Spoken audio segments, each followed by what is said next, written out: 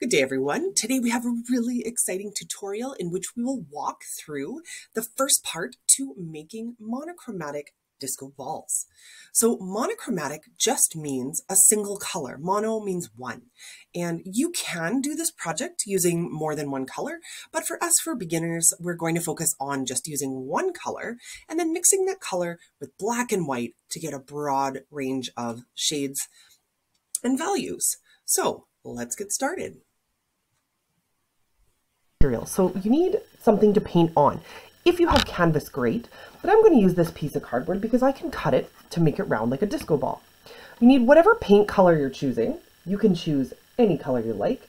I'm going to use this kind of nice pink color, brilliant magenta, but you can use whatever you like, and of course black and white. You also will need a couple of different brushes. A thick one will be nice just for covering large areas, and kind of a medium-sized flat brush for making the mirrors, and a smaller one for lining. Now, if you don't have these exact brushes, it's not a big deal. You can just use whatever you have. Your technique just might be a little bit different.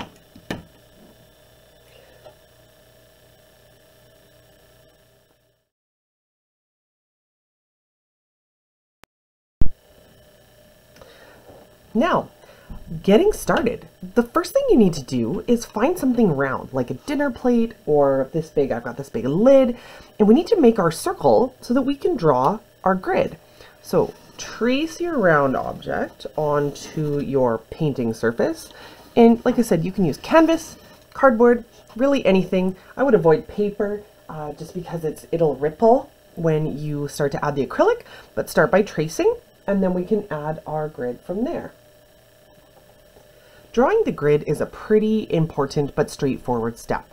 So I like to start at the bottom, and I like to start with sort of a round shape or a half circle. And then each row after is going to be where I'm going to paint my mirrors. So I'm going to draw them in, trying to make them roughly the same thickness all the way along. You don't have to stress too much about this part because we're going to paint over it after. So if it's not beautiful or the lines aren't, you know, they're a little sketchy looking, don't stress too much because we're going to paint over it. So you're going to do this all the way from the bottom up until the top. Some helpful tips for those of you may have noticed, I turn my drawing sideways. I find it a lot easier to make the stripes this way and keep them even than straight up and down like I started. So continually drawing these curved lines, because curved lines is what's going to make our disco ball feel round. So you can see I've tried to make all my stripes roughly the same thickness, and now that I'm at the very top, I will add the last one.